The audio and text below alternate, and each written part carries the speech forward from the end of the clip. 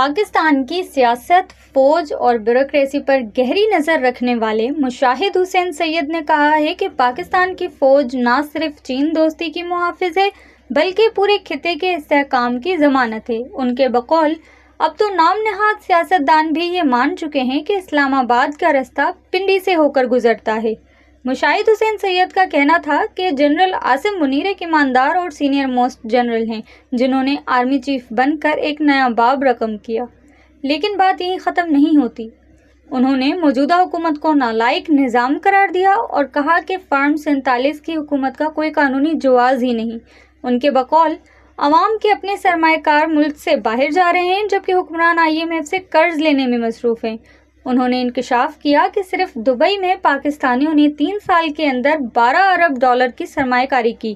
اسی دوران ملک میں 300 ارب روپے سے زائد کا شوگر اسکینڈل سامنے آیا جس میں حکومت اور اپوزیشن کے بڑے بڑے رہنما شامل ہیں۔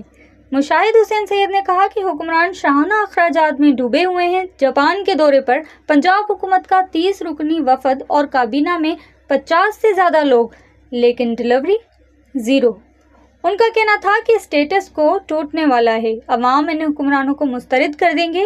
اگر احتساب نہ ہوا، ناانصافی جاری رہی تو پاکستانی عوام سخت رد عمل دیں گے، جیسا کہ ہم نے ماضی میں بنگلہ دیش کے سانحے میں دیکھا۔ انہوں نے خبردار کیا، غربت اور بے روزگاری بڑھ رہی ہے، لاکھوں بچے تعلیم اور خوراک سے محروم ہیں۔ اگر کرپشن کے خلاف بڑا آپریشن نہ کیا گیا تو ملک مزید بحرانوں کا شکار ہوگا۔ ان کے الفاظ میں شی جن پنگ کامیاب اس لیے ہوا کیونکہ اس نے چھوٹے نہیں بڑے چوروں کو پکڑا۔ پاکستان کو بھی اب یہی کرنا ہوگا۔ تو سوال یہ ہے، کیا یہ نظام واقعی ٹوٹنے والا ہے؟ کیا عوام آئندہ انتخابات میں اسٹیٹس کو دفن کر دیں گے؟ اور کیا واقعی پاکستان میں بڑے چوروں کے خلاف کریک ڈاؤن شروع ہوگا؟ فیصلہ وقت کرے گا۔